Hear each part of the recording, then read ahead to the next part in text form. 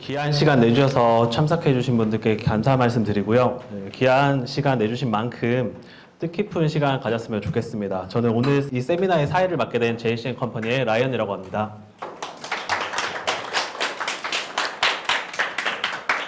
오늘 저희 JCN 컴퍼니와 리맥스 프리미엄의 공동 주최하는 세미나에서는 VIP들을 위한 성공적인 미국 이민 및 절세 투자 전략을 대해 설명을 드릴 예정이고요. 오늘 세미나는 JCN 컴퍼니와 리맥스 프리미엄의 VIP 회원들만 초청되는 점 다시 한번 안내드리며 금일 저희와 함께 해주실 연사분들의 간략한 소개 및 그리고 오늘 식순에 대해서 설명드리도록 하겠습니다. 오늘 세미나는 총 3부로 진행될 예정이며 시간은 2시간 30분 정도 진행할 예정입니다. 1부 이후에는 간단한 Q&A 시간과 10분에서 15분 정도 브레이크 타임이 있을 예정이고 그 후에 2부, 3부 진행 완료된 후에는 전체 Q&A가 있을 예정이니 혹시 1부에 Q&A 못하신 분들은 2, 3부 후에 끝난 전체 Q&A 시간에 질문을 드리면 되겠습니다. 금일 다양한 전문가들이 함께하는 세미나인 만큼 VIP 회원분들께서 많은 도움이 되는 정보를 제공할 예정이니 잘 들어주시기 바라며 세미나가 시작되기 전에 저희 JCN 컴퍼니의 대표 변호사분인 존청 변호사님의 간략한 인사 한 말씀이 있으시겠습니다. 앞으로.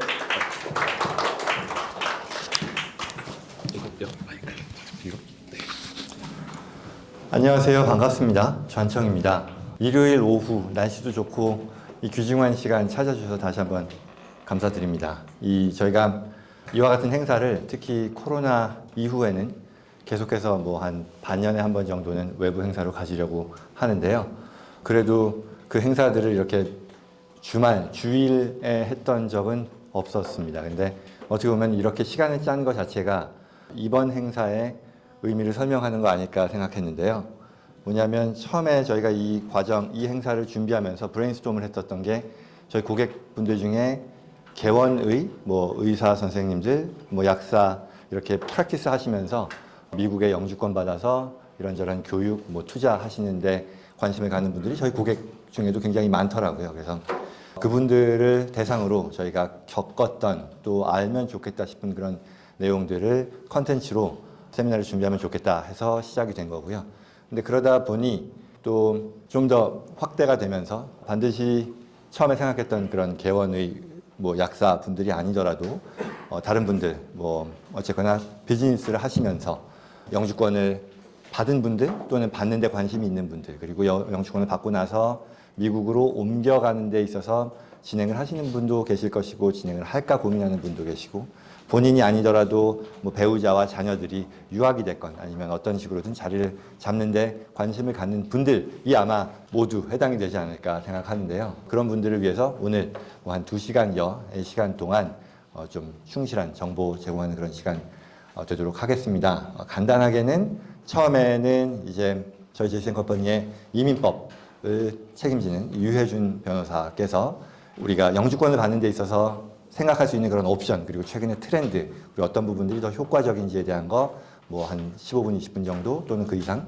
설명드릴 것이고요. 그 다음에 이제 저희 그 업무팀이죠. 텍스 컨설팅 팀에서 지금 여러분들과 같은 어쩌면 굉장히 좀 일반화를 시킨다면 한국에서 비즈니스를 운영하면서 동시에 미국에 자녀들이 갔건 아니면 가족들이 갔건 경제활동을 한미 양국에서 하시는 분들이 꼭 지켰으면 좋았을 텐데 또는 앞으로도 알아두시면 좋겠다라고 우리가 생각하는 그런 컨셉에 대해서 설명을 드릴 것이고요. 그거는 이제 우리가 과세를 놓고 보면 세금을 놓고 보면 이 텍스 룰을 지키는 컴플라이언스 측면에서의 내용도 있을 것이고 아니면 우리가 적극적으로 어떻게 플래닝을 해서 더 큰 혜택을 누릴 수 있겠느냐라는 그런 두 가지 관점이 있을 텐데요.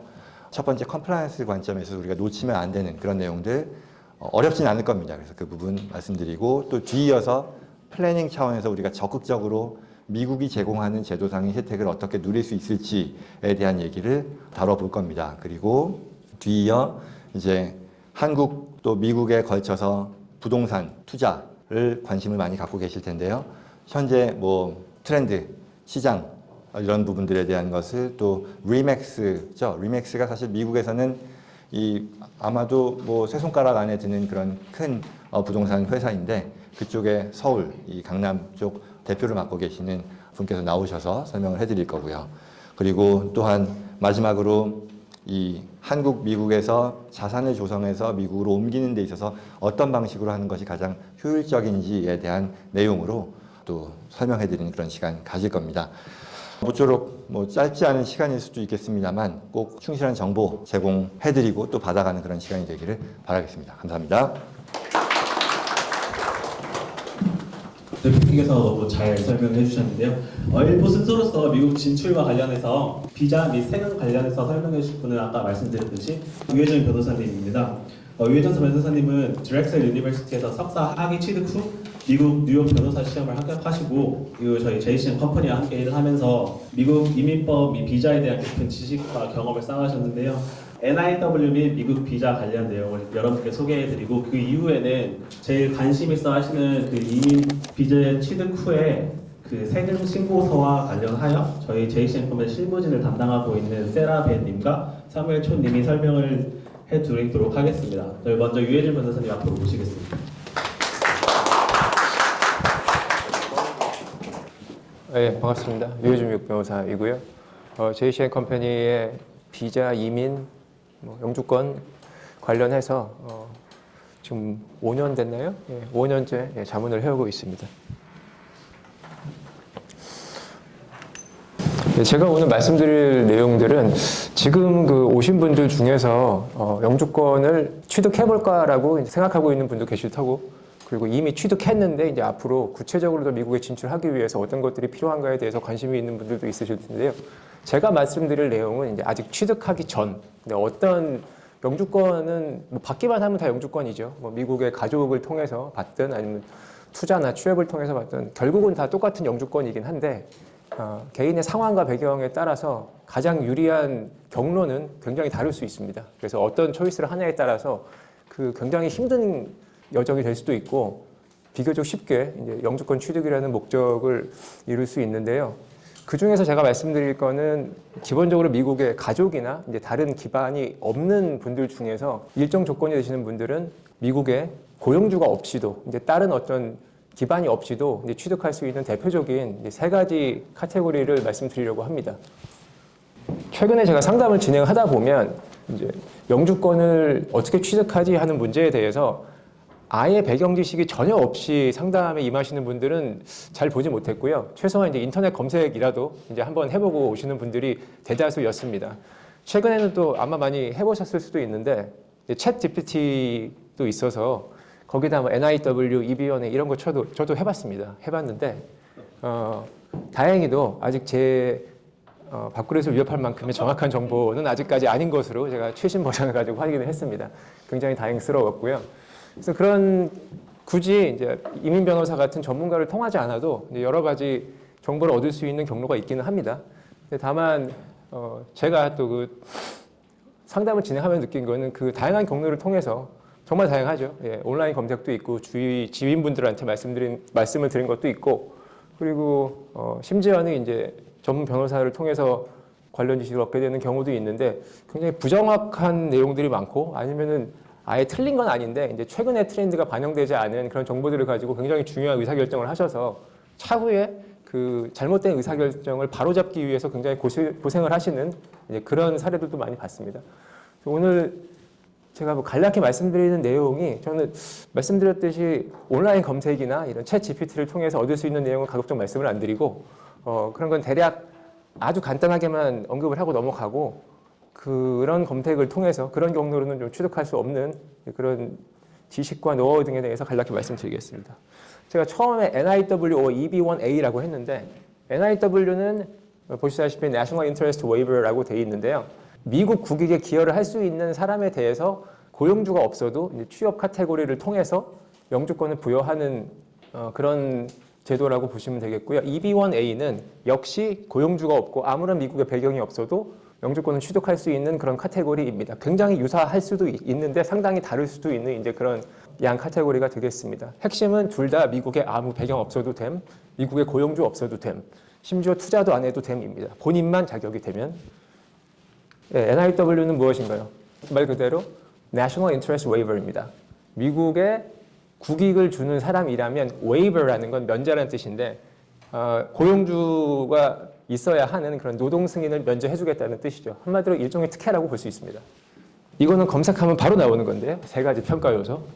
세 가지 평가 요소는 첫 번째, 내가 본인이 자격이 되면 NIW가 가능하다고 말씀드렸죠. 아무런 배경, 고용주 없어도 내가 어떤 분야의 전문가인가, 내가 미국 가서 하고자 하는 그 분야가 어떤 것인가, 그리고 그 분야가 미국 국익에 기여를 줄 수 있는 그런 분야인가가 첫 번째 평가 요소이고요. 두 번째는 내가 그 활동을 미국에서 전개하기 위한 충분한 자격이 되는 사람인가, 그 정도의 성취와 능력을 보여줬는가, 두 번째고요. 세 번째, 종합적으로 그러므로 1번, 2번을 종합해서 보았을 때 내가 노동 승인이 없이 미국 정부에서 나를 영주권을 부여해도 될 만한 사람이 되는가라는 종합적 판단. 1번, 2번이 정량적 판단에 가깝다면 세 번째 평가 요소는 정성적 평가에 가깝습니다. 그래서 이렇게 이루어지게 되는데요.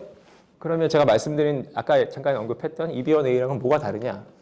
고용주 없어도 되고 미국에 아무 배경도 없어도 되고 본인만 자격이 되면 된다는 점에서 똑같은데요. 이거는 평가 요소가 좀 많습니다. 그래서 역시 검색이 되기 때문에 평가 요소가 일단 정량적 평가로 10가지가 있는데 10가지가 쓰지 않았습니다.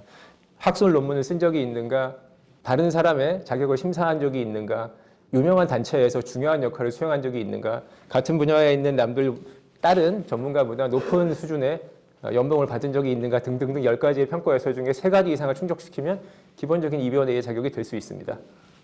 그래서 제가 상담을 진행하다 보면 꽤 자주 둘 다 충족시키는 분들이 있습니다.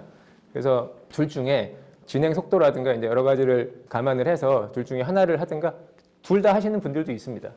하나가 안 될 때를 대비해서요. 저는 일반적으로 권장하지는 않는데요. 그렇게 하시는 분들도 있고. 그래서 이게 왜 중요한데? 지금 현 상황을 감안해서 지금 이 두 가지를 나눠서 이제 생각하는 게 중요한 이유 중에 대표적인 것 중에 하나가 EB1A는 A라는 게 보여줬지 취업 이민 1순위입니다. 제가 아까 NIW도 취업 이민의 한 카테고리라고 말씀드렸는데 취업 이민 1순위, 2순위가 다르거든요. 그게 어떤 뜻을 갖고 있냐면 문호가 개방되는데 다른 기준을 적용받는다는 뜻입니다. 현재 기준으로 2023년 5월 달 기준으로 미국 국무부에서 발표한 각 취업이민에 따른 문호 개방의 날짜가 취업이민 2순위 NIW는 작년 2월 15일로 밀려 있습니다. 그게 무슨 얘기냐면 이민 청원이 승인이 돼도 그 뒷단계로 진행이 안 된다는 뜻입니다. 반면에 EB1A는 현재 current라 그래서 지금 바로 이제 뒷단계로 진행할 수 있는 게 되어 있습니다. 많은 상담을 해보면 본인이 영주권이 필요해서 취득하시는 분들도 물론 있으시지만 70~80% 이상은 여기 계신 분들 중에서도 이제 그런 이유로 영주권을 취득하신 분들도 있다고 생각이 되는데요. 자녀 때문에 이제 하시고자 하는 분들도 많기 때문에 그런 경우에는 이 우선일자로 인한 이런 진행 속도의 차이가 굉장히 중요한 의사결정의 차이를 만들어낼 수 있습니다. 그래서 밑에 있는 제 CSPA라고 잠깐 언급을 했는데요. CSPA는 Child Status Protection Act라 그래서 말 그대로 아동신분보호법입니다. 21세 이상, 그러니까 더 이상 미성년자가 아닌 내 자녀와 내가 같이 영주권을 취득하기 위해서 실제로 21세가 넘는 상황에도 그 21세가 넘어도 이 CSPA에 의하여 부모님과 같이 영주권을 취득할 수 있도록 하는 일정 조건이 충족이 되면 그 법을 뜻합니다. 그래서 이런 여러 가지 요소를 고려했을 때 NIW와 EB1A 중에서 본인에게 더 유리한 자격 요건의 측면에서 그리고 이제 우선일자나 CSPA의 측면에서도 더 유리한 선택이 다를 수 있습니다. 그리고 이 선택은 한번 하면 차후에 바꾸거나 이 잘못된 선택으로 인한 여파를 수정하기가 굉장히 어렵습니다. 그래서 이건 시작 단계에서 엄중히 고려해야 되는 부분이라고 생각이 되고요. 다음 카테고리로 넘어가기 전에 한 가지 예를 들어드리고 싶은데 그러니까 어떤 사람이 NIW가 더 잘 되고 어떤 사람이 EB1A가 더 잘 되겠느냐. 간단히 말씀드리면 제가 태권도로 올림픽 금메달을 땄으면 무조건 EB1A입니다. 왜냐하면 태권도를 가지고 내가 미국의 국익에 기여하겠다가 굉장히 증명하기 어렵습니다.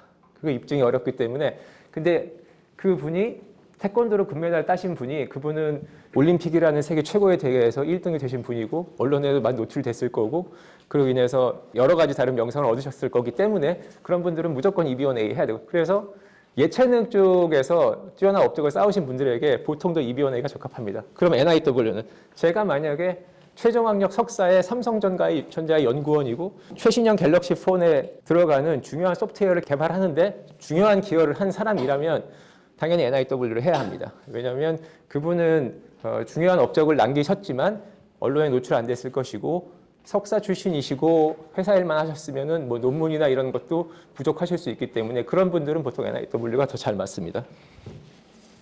사실 이것만 해도 1시간 이상은 해야 되는 건데 예.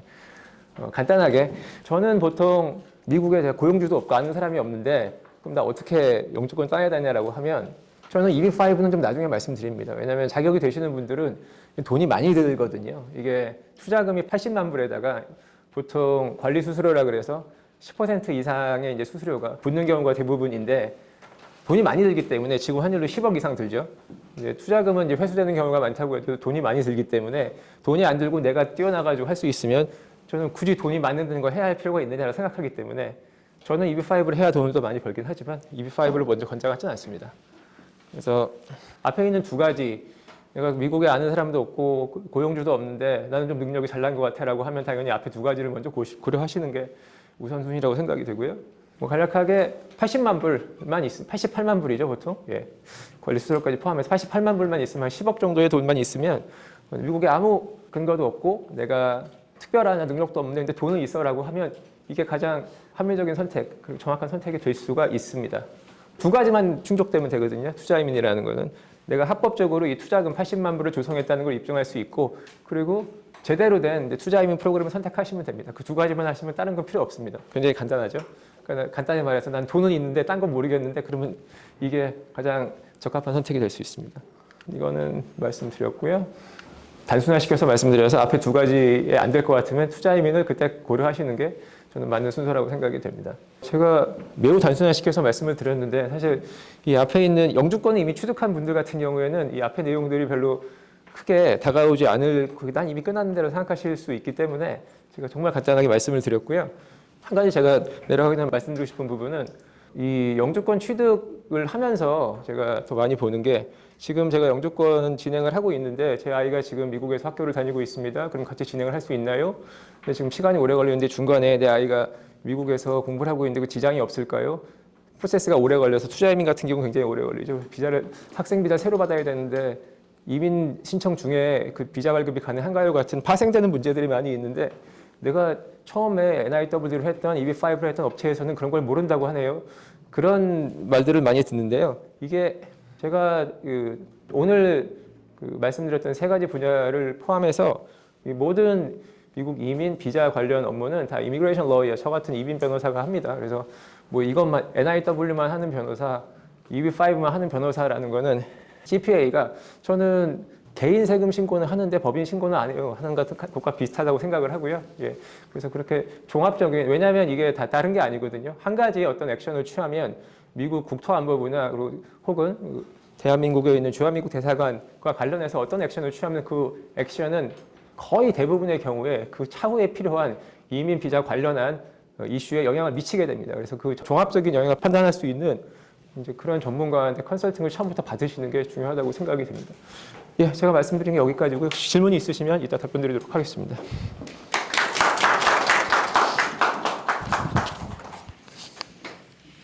다음 순서로는 저희 실무팀이 하나님을 진행하도록 하겠습니다. 감사합니다.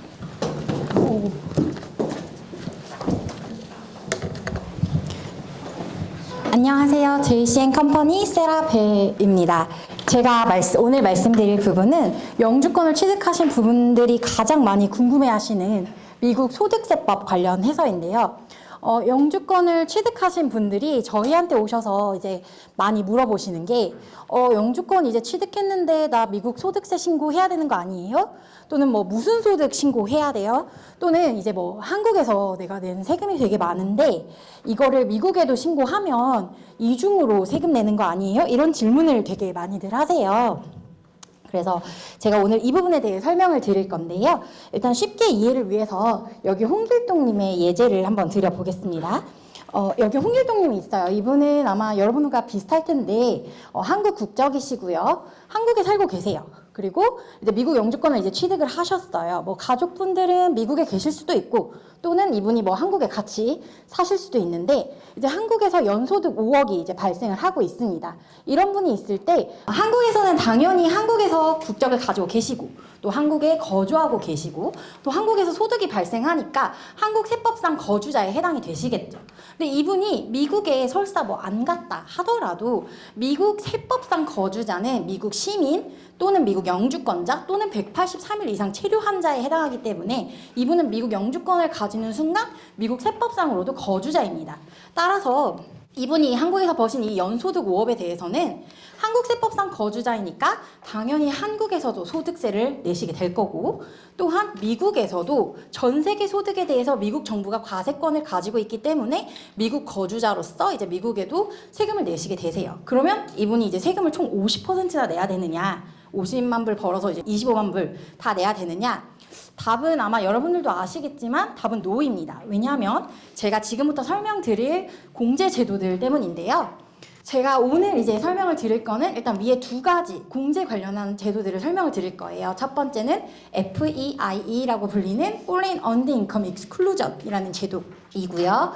그 다음에 두 번째 Foreign Tax Credit이라는 제도를 먼저 설명을 드릴 겁니다. 우선 Foreign Earned Income Exclusion, 한국말로 하면 해외 근로소득 공제라는 제도가 있어요.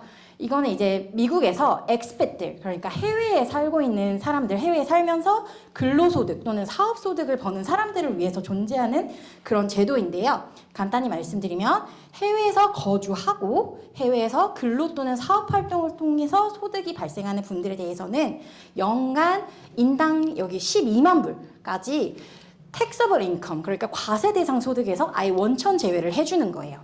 그래서 예를 들어 아까 우리 홍길동님을 보면 총소득이 50만 불이었잖아요. 이런 제도가 없으면 이분은 그냥 미국에서 과세 대상 소득이 그대로 50만 불인 거예요. 근데 만약에 이 Foreign Earned Income Exclusion을 적용을 한다 하면은 이분은 50만 불에 대해서 12만 불까지는 공제를 받으셔서 과세 대상 소득을 38만 불로 낮추실 수 있는 거고, 만약에 이분이 혼자 번 게 아니라 배우자랑 같이 벌었다 그러면은 최대 24만 불까지도 공제를 원천으로 받으실 수 있는 거죠. 그렇게 되면 당연히 이제 과세 대상 소득이 낮아지니까 미국에서 내실 세금도 낮아지시겠죠. 그 다음에 이제 두 번째로 제가 말씀드릴 제도는 Foreign Tax Credit, 그러니까 외국 세액 공제 제도예요. 이거는 사실 한국에도 있고 또 미국에도 있는 제도인데 원천적으로 이 제도가 의미하는 거는 이제 보시면은 외국에서 번 소득에 대해서 외국에서 낸 세액만큼 세액 공제를, 텍스 크레딧을 해주겠다는 거예요. 왜냐하면 이제 원천지, 그러니까 이 소득이 원래 발생한 나라를 존중한다는 의미겠죠. 그래서 이 제도에 대해서 이제 우리 홍길동님의 예제로 보면 처음에 50만 불을 버셨잖아요. 이거에 대해서는 이미 지금 한국에서 20% 세금, 여기 다음 시 보면 나와 있는데 10만 불을 내셨단 말이에요. 근데 미국에서 또 과세가 되니까 여기 30%, 15만 불을 더 내게 되세요. 그러면 이분은 사실 아까 얘기했던 50% 세율, 25만 불을 내시는 상황이 되신단 말이에요. 근데 우리의 이 Foreign Tax Credit을 적용하게 되면 이 15만 불에 대해서 한국에서 내신 세금인 10만 불만큼은 세액 공제를 받으셔서 즉 추가로 5만 불만 미국에 내시게 된다는 거예요. 그러니까 이 두 나라의 세율을 비교해서 20%, 30% 있잖아요. 이 두 나라 중에 더 높은 세율, 즉 30%죠. 여기서는 요만큼만 내시게 되는 거고, 다만 이거를 한국에다가 일부, 미국에다가 일부 이렇게 나눠서 내신다고 보시면 돼요. 그리고 여기 지금 사실 이제 여기 예제에서는 지금 제가 미국 세율을 더 높게 해서 이해를 쉽게 하기 위해 말씀을 드렸는데 일반적으로는 한국의 세율이 더 높아요. 그렇기 때문에 한국에서 뭐 종합소득세든 근로소득세든 하셔서 세금을 내신 분들은 일반적으로 미국에서 추가 세금을 나오시는 경우가 거의 없으세요. 그리고 이제 한국에서 세금을 내시면 예를 들어 이게 예제를 반대라고 치고 한국에서 15만 불을 내시고 미국에서 공제를 10만 불까지만 받으셨다. 그럼 안 쓰신 게 있잖아요.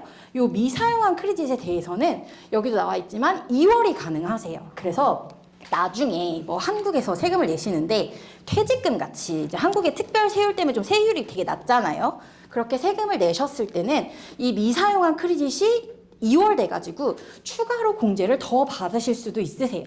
그렇기 때문에 이제 당해에 대해서 절세만 하시는 게 아니라 미래에 대한 대비로서도 이 FTC가 굉장히 좋은 제도가 되실 수 있는 거죠. 그래서 여기 예제에서 다시 보여드리면 아까 말씀드린 것처럼 이제 만약에 이런 제도들을 모르고 진행을 하시면 한국에서 10만 불, 미국에서 15만 불 하셔서 25만 불의 세금을 내시게 되시겠지만 미국에서 이러한 제도들을 잘 활용을 하시면은 한국에서 10만 불만 내시고도 미국에 세금 하나도 안 내고도 소득세 텍스 컴플라이언스 다 하시면서 끝내실 수 있는 거예요.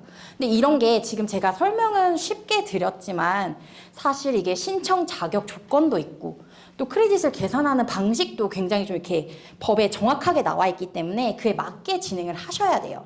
그렇기 때문에 본인이 이런 부분에 대해서 잘 알고 진행을 하시거나 아니면은 이런 부분을 잘 알고 있는 이런 혜택에 대해서 잘 알고 있는 저희 같은 전문가들을 통해서 진행을 하셔야지 이런 있는 제도들을 통해서 받을 수 있는 베네핏은 다 누리시면서 절세를 하실 수 있을 것입니다. 그래서 부디 이런 제도들 잘 활용하셔서 절세 혜택 다 받으시기를 바라겠습니다. 이어서 이제 저희 컬릭분께서 마지막 타이브레이커 관련해서 설명을 주실 건데요. 네, 오늘 방문해 주셔서 정말 감사드리고요. 저는 JCN 컴퍼니에서 지금 리걸 팀이랑 어카운팅 팀장을 맡고 있고요. 파이낸셜 플래닝 팀에서도 금융상품에 관련돼서도 팀장을 맡고 있는 세뮤얼 쇼라고 합니다. 그래서 저희들이 말씀드리고자 하는 것들 중에 가장 핵심은 뭐냐면 그냥 여기 막 말이 너무 어렵잖아요. For an earned income credit, for a tax credit, 그리고 제가 설명드리는 건 tiebreaker rule이라는 건데 딱 한마디로 제가 드리고 싶은 말씀을 정리하자면 단순히 본인이 계속해서 한국에서 경제활동을 하고 나는 한국에서 계속 사업소득을 벌거나 아니면 개원으로서도 한국에서만 계속 소득이 발생하는데 영주권을 취득했다 그래서 더 세금을 내야 되냐? 노라는 얘기예요. 그래서 그거에 관련돼서 저희들이 설명드린다는 걸 잘 아시면 좋겠고 간략하게 리캡해드리자면 FEI라는 거는 약간 한국에서 소득공제와 비슷한 거예요. 해외에서의 소득이기 때문에 그 소득에 관련돼서는 미국에서 납부하지 않겠다라는 거고요. FTC라고 하는 거는 외국 세액공제로서 세액에 대해서 내가 어떠한 외국에 납부했기 때문에 내가 이거에 대해서 크레딧을 받을 수 있다라는 겁니다. 근데 이 두 가지는 미국에서 내가 거주자로서 즉 내가 영주권자이기 때문에 미국 세법에서는 거주자이거든요. 거주자이기 때문에 받을 수 있는 혜택이고요. 제가 설명드리려고 하는 타이브레이커 룰이라는 거는 아니야 나는 미국 영주권 땄지만 계속 한국에서 개원이 하고 있고 한국에서 사업하고 있기 때문에 내가 굳이 미국에서 세금을 내야 될까? 아닙니다. 라고 해서 나는 한국에서만 거주자가 되고 미국에서는 비거주자로서 신청할 수 있어. 그 말인즉슨 세법상의 의미로서는 나는 영주권을 땄지만 미국에서 발생하는 미국 원천 소득에서만 미국 세무당국에 납부를 하면 되고 그 외에서는 전혀 납부할 필요가 없어라는 뜻입니다. 그러니까 제가 처음 말씀드렸듯이 이게 잘 전달이 돼서 내가 한국에서 계속 경제활동을 하는데 미국에서 세금을 내야 될까라는 거는 misinformation, 잘못된 거라는 거를 저희들이 설명드리기 위해 있는 거예요. 그래서 제가 이것만 설명드리고 내려가면 되는데 그래도 진짜 그런가 궁금하실 테니까 간략하게 제가 시간이 많이 없거든요. 간략하게 설명드리고 마무리하겠습니다.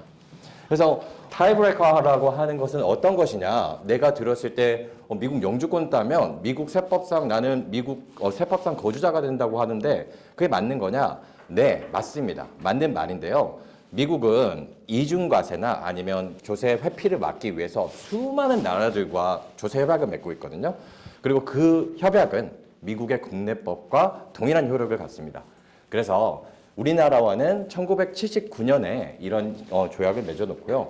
제가 어려운 얘기 안 드리겠지만 여기에 Article 3에 한국과 미국이 각각의 어떠한 두 개의 거주자로 되어 있을 때 어떻게 판단하는가. 그래서 실질적으로 거주와 경제활동이나 거소라는 개념이 있거든요. 그런 거소의 개념들을 통해서 한국과의 비중이 더 크면 그러면 우리 같은 경우에서는 계속 한국에서 사업활동을 하는 한국의 거주자가 되겠죠.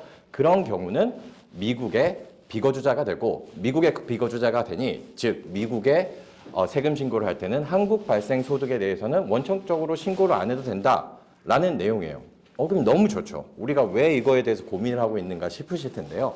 그래서 이거는 말씀드렸듯이 한미 조세 조약에 의해서 근거를 받는 것이다라는 건데 제가 사실 오디언스들이 어떤 걱정을 가지신가를 제가 잘 모르겠어서 간략하게만 말씀드릴 텐데 이거에 관련된 미스인포메이션이 굉장히 많으세요. 굉장히 좋은 정보에도 불구하고 이게 영주권에 뭔가 내가 따놓은 영주권에 불이익을 준다더라 아니면 심지어는 이거를 영주권을 했었을 때 영주권 박탈과 연결이 된다더라라고 하시는 내용이 있는데 혹시 이 내용은 Q&A 세션에서 저희가 말씀드리는 질문하시면 말씀드리고요.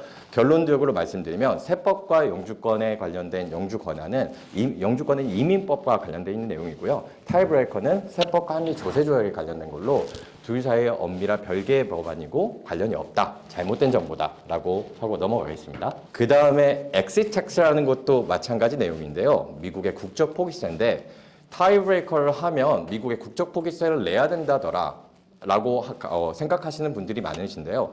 이거는 잠깐만 설명드리자면 네, 맞습니다. 준비를 안 해놓으시면 나중에 계속 한국에서 이렇게 경제활동만 하신다고 하더라도 엑시텍스가 트리거가 될 수 있어요. 그런데 만약에 제대로 된 컨설팅을 받으셔서 제가 간략하게 이것만 말씀드릴게요. 중요한 것 같아서 15년 동안 직전 15년 동안 15년 동안 8년 이상 영주권자로서의 세금 신고를 진행했으면 즉 영주권자로서 인정받는 상황이면 엑스텍스가 트리거가 되는데 거기에 8년을 카운트하는 데 있어서 타이브레이커를 적용한 해는 포함이 되지 않습니다. 그러면 제가 말씀드렸듯이 한국에서 기러기 생활을 하시고 한국에서 계속 결제 활동을 하시면서 내가 타이브레이커를 통해서 미국의 비거주자로 계속 신고하신 분들 같은 경우에서는 계속 그 카운트가 빠지기 때문에 엑스텍스라는 걸 낼 필요가 없겠죠. 즉 엑스텍스 때문에 타이브레이커가 하지 않아야 된다. 아니면 이것들이 불이익을 받는다라고 한 건 잘못된 정보라는 걸 말씀드릴게요. 그래서 그렇게 해서 불구해서 즉 제가 말씀드린 내용에 대해서 좀 정리하자면 미국의 거주자로 신고했을 때 간단하게 foreign Under-income exclusion이나 아니면 foreign tax credit을 이용해서 우리가 세금을 절세할 수 있는 경우가 있고요. 아니면 나는 영주권만 따놓고 계속해서 한국에서 경제활동을 해서 실질적으로 한국에서의 거주자고 미국에서 비거주자를 인정받을 수 있는 경우에서는 타이브레이커를 통해서 미국의 세법에 대해서는 걱정하실 필요가 없다라는 게 저희가 드린 말씀이고요. 그리고 앞에서 대표님께서 너무나 잘 말씀드렸지만 저는 이거 말고도 컴플라이언스 팀 말고도 퍼렌셜 플래닝 팀을 맡고 있거든요. 즉 앞으로 지금 설명해 줄 저희가 파트 2, 파트 3에서 설명해 줄 것은 단순히 걱정하는 게 아니라 미국에서 어떠한 기회들이 있는가에 대해서 설명을 해 주실 거고 특히 금융상품이나 다른 많은 것들들 뭐 흔히 알고 계시는 뭐 증여상속세에 대한 한도 부분이라든지 정말 미국 같은 경우에서는 여러분들이 그 신분을 통해서 얻으실 수 있는 기회가 무궁무진합니다. 그래서 제가 드리고 싶은 말씀은 내가 영주권 따면 미국에다가 세금 2번 내야 돼. 그런 걱정이 있어. 그거는 잘못된 정보다라는 걸 설명드리겠고 전체적으로 저희가 했었던 파트 1에 대한 Q&A 세션 진행하도록 하겠습니다. 이상입니다.